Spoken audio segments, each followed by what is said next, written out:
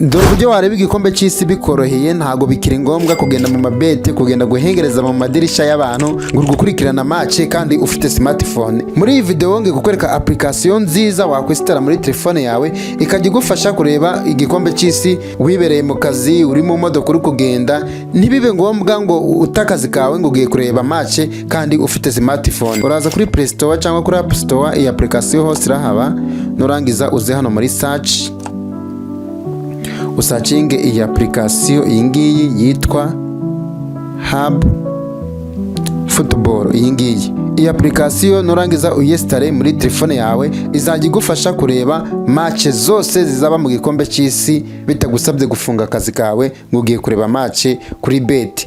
Ikindi application hari abantu nabonye bari kuyigisha ngo ni y'ubusa, ubwo busa bari kuvuga sinzi ubwari bwo, gusa kuyidownloadinga ahangaha ni ubusa, ntabwo bari kuyishyuza, ariko igeze muri telefone n'ubundi kugira urebe match ukoresha internet. Abantu bari kubabesha rero ngo ni application ya free, nta bintu by'ubusa bibaho papa, ntibagwe kumflowing.